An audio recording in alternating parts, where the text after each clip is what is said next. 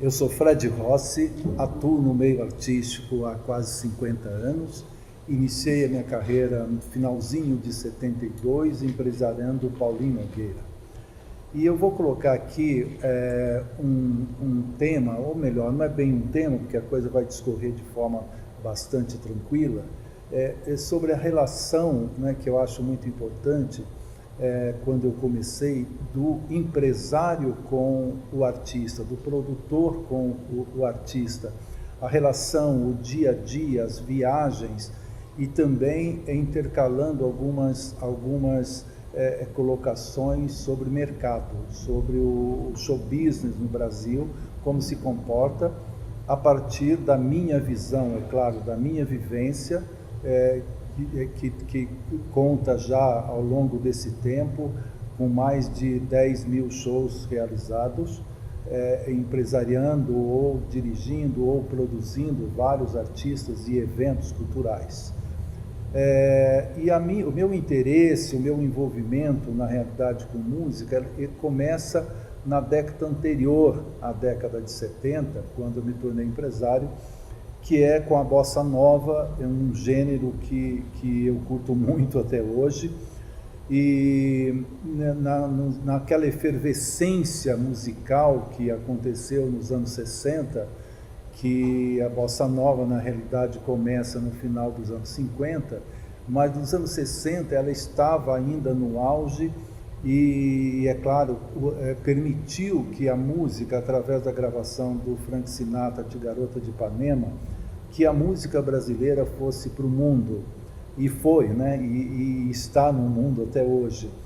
Teve também nos anos 60 o programa O Fino da Bossa, com Elis Regina e Jair Rodrigues. Enfim, eu me interessava muito por tudo aquilo que estava acontecendo, sem imaginar, nem de longe, que eu me tornaria, anos depois, um empresário, um produtor, enfim, uma pessoa que estaria por trás de tudo isso, por trás dos palcos. E curti tudo, a Tropicália, até um pouco da Jovem Guarda também, e Mutantes, esses artistas todos que pintaram nessa época. E nos anos 70, que é quando realmente eu começo a minha carreira, eu tinha conhecido, quando eu morava numa cidade interior, no Jimirim, na minha adolescência, o Paulinho Nogueira foi fazer um show lá e eu o conheci. Eu era um dos poucos que estava presente lá, porque a bossa nova no interior, naquela época, não era ainda muito divulgada, não havia tanto interesse como passou a ter anos depois. Mas eu tive o privilégio, inclusive, quer dizer, tive a coragem, aliás, eu tinha 17 anos na época, de encarar o Paulinho Nogueira. Eu procurei ele no camarim e tal, no final do show, me apresentei, eu tocava clarinete na época, era músico. Mas foi um papo rápido, nunca mais nos vimos. 2 anos depois, com 19 anos, eu vim para São Paulo para tentar carreira artística. A minha carreira artística não andou. Até hoje eu não posso afirmar ainda se foi bom ou ruim, não sei, mas acontece que eu, tendo contato com o Paulinho Nogueira, busquei o Paulinho numa época que eu me interessei em violão, queria estudar um pouco violão, e a minha mulher na época, inclusive, que me deu um toque: Fred, parece que o Paulinho Nogueira dá aula de violão, você disse que conheceu ele e tal, por que você não procura? Bom, eu me encorajei e bati na casa do Paulinho Nogueira. Bom, ele dava aula, mas o que eu não sabia é que ele só dava aula para alunos adiantados, que, claro, não era o meu caso. Mas nós nos tornamos amigos. Fiz 2 ou 3 aulas só com ele, mas realmente o aluno não deu certo, e ficamos amigos. Aliás, uma pessoa que eu, sempre que possível, estou citando, porque é um dos seres humanos da música brasileira que eu conheci, assim, que mais merece realmente ser lembrado. Eu sei que um dia, na casa dele, foi no final de 72, eu estava conversando com ele e percebi, eu não tinha nada a ver com empresariar, com produzir, nada disso. Eu trabalhava com uma empresa de brinde, eu tinha uma empresa de brindes que não tinha nada a ver com música. E eu comentei com ele, vendo que ele não estava fazendo show, que ele estava muito parado e tal, eu disse a ele assim, no estúdiozinho, me lembro bem, Paulinho, eu li na revista Veja do último final de semana sobre um movimento, shows que estão acontecendo aí, um circuito universitário, e tem vários artistas fazendo show, Elis Regina, Toquinho, tem Chico Buarque, enfim. Por que você não se enturma com esse pessoal aí e começa a fazer esses shows também? O Paulinho era um pouco tímido, ele coçou a cabeça e... Poxa, mas eu não sei como fazer, eu não tenho empresário atualmente, não saberia como começar isso. Você poderia me ajudar? Nasceu aí o empresário e produtor Fred Rossi. Eu comecei a trabalhar com o Paulinho, eu tinha 25 anos na época, e comecei e bolei um circuito universitário para ele, um mini circuito, e começamos a trabalhar, era ele no palco e mais um músico. E aí eu já sabia que o Toquinho tinha sido aluno dele, e Toquinho com Vinícius de Moraes estavam estourados na época. E a gente, de vez em quando, nos nossos encontros, vinha o Toquinho nos nossos assuntos. Até que um dia, 6 meses depois que nós estávamos juntos já, eu atuando como empresário, ele aparece com o Toquinho na minha casa. E me apresentou o Toquinho, foi uma tarde incrível, porque minha filha tinha acabado de nascer, e foi uma alegria, uma emoção, tudo ao mesmo tempo. E o Toquinho tinha algumas datas livres da dupla, tinha a dupla, né, com o Vinícius, que ele tinha um empresário, e tinha algumas datas livres que ele fazia shows com empresários por aí, não tinha um empresário fixo. E eu comecei a fazer uns shows com ele. Aliás, o primeiro foi com o Paulinho Nogueira, por sinal, no Colégio Rio Branco, em São Paulo, e, aliás, teve uma cobertura lá do Jornal da Tarde, se não me engano o nome da jornalista Maria Amélia, e ele estava abarrotado, o Colégio Rio Branco, e a matéria tinha um título, confesso que um pouco maldoso, eu acho, aluno e professor se reencontram. E agora, poeta?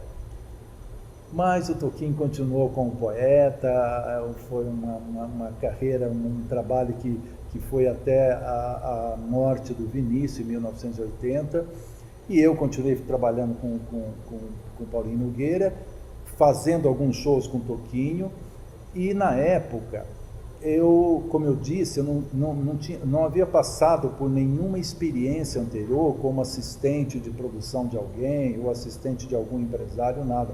Eu estava aprendendo tudo ali, fazendo as coisas. E um dia eu fui numa faculdade, né, isso tudo dentro do esquema do circuito universitário. E os alunos, na época, tal, do diretório acadêmico, né, os representantes do diretório acadêmico, manifestaram muito interesse no Toquinho e Vinícius. E eu não tinha o Vinícius, eu só tinha o Toquinho. E aí saí dessa reunião com aquilo na cabeça. E de repente, um dia eu falei, poxa vida, esse pessoal precisa conhecer um pouco mais o Toquinho, precisa saber um pouco mais do Toquinho. E foi aí que eu criei uma frase a partir dessa emoção e ao mesmo tempo dessa preocupação, né? Porque eu queria que as pessoas realmente conhecessem o Toquinho. E na época eu acabei criando o que eu descobri depois, que eu também não sabia, que eu tinha criado um teaser, né? Em publicidade se chamaria teaser isso. eu aproveitei essa frase que veio naturalmente: você precisa saber mais de Toquinho. E o que eu fazia? Eu fechava os shows nas faculdades e tudo na época, ou quase tudo, era na base de bilheteria. Nós fazíamos os shows, o diretório acadêmico pegava uma parte da bilheteria, que era pequena, o restante era nosso para pagar toda a produção e sobrar algum dinheiro. E sempre sobrava. E aí eu bolei essa frase e fiz um lambe-lambe. Na época usava muito essa coisa de lambe-lambe, que era um pôster grande, fininho, era feito para colar na rua, nos muros e tal. Eu aproveitei essa frase: você precisa saber mais de Toquinho. Então eu fechava esses shows do circuito universitário com Toquinho, e há um mês mais ou menos da apresentação saía esse post, a gente colocava, distribuía dentro da faculdade ou da universidade, quando era o caso: você precisa saber mais de Toquinho. E não aparecia mais nada, ninguém sabia por que você precisa saber mais de Toquinho. E daí? Uma semana depois, eu soltava uma filipeta, hoje nós chamamos de flyer e de tantos outros nomes, né? Mas para nós na época era filipeta, que era um resumo de currículo do Toquinho, e tinha letras de algumas músicas e tal, que é para complementar a frase: você precisa saber mais de Toquinho. E uma semana depois começava a venda de ingresso, e já com o pôster divulgando os shows, tudo e tal. E aquilo tudo foi dando certo. Eu me enturmando com os diretórios acadêmicos, que eram na época os estudantes universitários, principalmente, diferentemente de hoje. Os estudantes eram muito engajados politicamente, culturalmente. Inclusive o circuito universitário deu certo, principalmente por isso, porque havia realmente esse interesse. Eles bebiam os artistas que eles recebiam. E depois, com todo esse sucesso do Toquinho e tal, 6 meses depois também, portanto eu estava empresariando há 1 ano, eles tinham cumprido o compromisso, a dupla, com o Toquinho e Vinícius, e ele me apresentou Vinícius de Moraes. E fizemos um show também. A exemplo do que aconteceu com Toquinho e Paulinho Nogueira, fiz um primeiro show, foi tudo bem, o Vinícius gostou, e eu acabei me tornando empresário do Vinícius. Fui o último empresário, tive esse grande privilégio de conviver com essa pessoa incrível, Vinícius de Moraes. E aí fizemos vários circuitos universitários, temporadas enormes. A gente começava normalmente o circuito no Teatro Tuca, em São Paulo, que também era um teatro, ainda mas na época muito mais, um teatro estudantil, e viajávamos depois para o Brasil inteiro.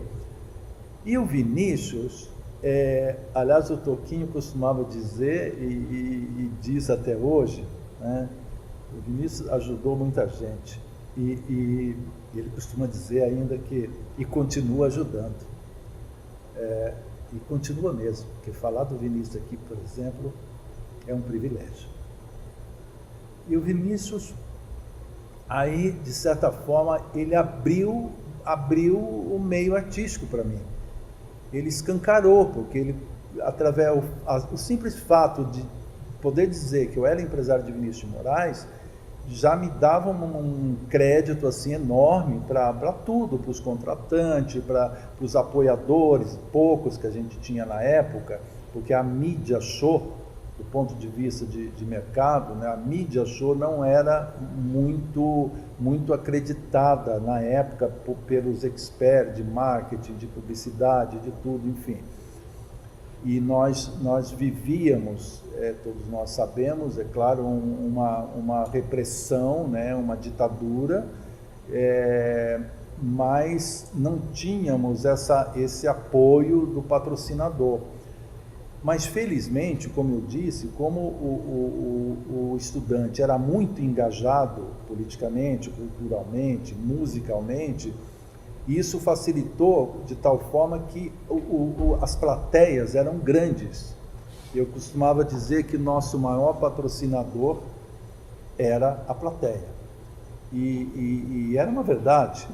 E então nós fazíamos show para 5.000 pessoas, 6.000 pessoas em Brasília, me lembro bem, a última temporada do Toquinho, que foi os 10 anos de Toquinho Vinícius, em 1979, tivemos num ginásio lá, um ginásio enorme, 12.600 pagantes. Esses pagantes normalmente eram divididos em 70% em média de estudante, que era meio ingresso, né? Que na época tinha muito, e 30% era os pais, os tios, enfim, que iam junto e que pagavam inteiro. Bom, durante esse circuito, o que aconteceu um fato que para mim acabou sendo bom, de certa forma, também foi muito natural. Os primeiros circuitos que aconteceram foram com Elis Regina, Chico Buarque, e por iniciativa do Roberto de Oliveira, Benil Santos, e tinham outros empresários que faziam algumas coisas também um pouco isoladas. O Roberto, que já era um homem de televisão, acabou ficando só com televisão, abandonou o circuito. O Benil Santos virou empresário do Chico Anísio, e eu continuei fazendo circuitos. E aí fiz circuitos com toda a música brasileira. Dos meus 10.000 shows, mais ou menos, realizados até hoje, mais de 1.000, com certeza, aconteceram em circuito universitário. Mas aí eu fiz circuito com Edu Lobo e Guarnieri, Paulinho da Viola, Rui Mauriti, Francis Raime, Maria Creuza, Simone, MPB4, enfim, foi uma infinidade de shows. E esses shows aconteceram até início de 1980, portanto, a década seguinte, porque nós já estávamos nos aproximando da abertura, né? Nós estávamos nos aproximando do final da ditadura. E é incrível que nós passamos a ter, a partir daí, uma censura diferente, uma censura econômica até, porque com o crescimento, né, da tecnologia voltada para o show business, né, de sonorização, iluminação, efeitos especiais, enfim, os artistas começaram é claro, a ficar mais de olho nisso e ter uma qualidade maior. E isso foi crescendo com uma rapidez incrível. E o custo de produção foi aumentando enormemente. A partir daí, nós começamos a depender quase que de patrocínio, do patrocinador, de fato, aí não só a bilheteria, para poder custear tudo. Então nós começamos a sofrer aí alguns empresários mais privilegiados por N situações, por serem lobistas, assim, por eficiência e também por ter um network mais privilegiado também, tinham alguns clientes, algumas empresas que patrocinavam, mas a maioria precisava realmente estar se reinventando sempre.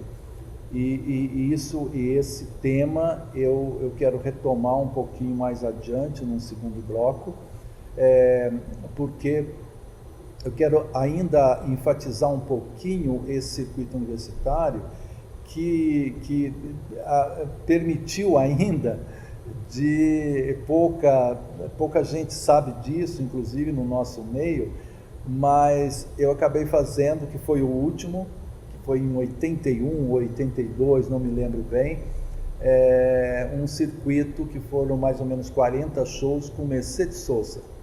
Então, até a Mercedes Sosa fez um circuito universitário no Brasil. E esse trabalho do circuito abriu também para os artistas uma possibilidade muito grande de continuidade do seu trabalho, porque não só permitiu que os artistas que apareceram, que surgiram na década de 60, e início da de 70, de mostrarem a música deles para as universidades do Brasil inteiro, o fato de ter feito o circuito também contribuiu muito para o que viria depois, porque aqueles estudantes, principalmente o pessoal dos diretórios acadêmicos, que normalmente eram pessoas que tinham um pouco mais de arrojo em termos de empreendimento, de futuro, eram mais sonhadores. Esses diretores de diretórios acadêmicos, centros acadêmicos, se tornariam, a partir do início dos anos 80, homens de negócios, homens de marketing de grandes empresas. E foi o que aconteceu. A partir daí, nós começamos, no início dos anos 80, nós começamos como eu já disse, a partir da necessidade, ou melhor, com a necessidade de patrocínio para os shows, os empresários, é claro, cada um da sua maneira, eu estou contando a maneira com que as coisas foram acontecendo comigo. Cada um foi procurando fazer o seu RP, né, o seu lobby com as empresas da forma que era possível. E também a partir de oportunidades que aconteciam, e ia aproveitando dessas oportunidades e fazendo com que elas pudessem se multiplicar. Em 1982, eu fui chamado por uma pessoa da Secretaria de Cultura Municipal de São Paulo, na época, para visitar um diretor no Centro Empresarial de São Paulo, que era um dos diretores de uma empresa, se não me engano, se chamava Lubeca, que administrava o Centro Empresarial. Enfim, eles queriam fazer algumas coisas lá na hora do almoço. E essa pessoa da secretaria, com quem eu tinha já feito um contato anterior, com um trabalho pequeno até, mas me indicou e eu fui lá ter essa reunião. E eram shows pequenos para fazer às quintas-feiras, ele queria inventar uma coisa lá, e eu inventei as quintas musicais no Centro Empresarial. E aí, é claro, eu me toquei, falei, poxa, eu posso ganhar muito pouco aqui para fazer esses shows pequenos de quinta-feira, na hora do almoço, mas isso pode me trazer grandes empresas, porque eu vou estar no Centro Empresarial. E foi isso que aconteceu e que eu continuo contando um pouco depois no próximo bloco.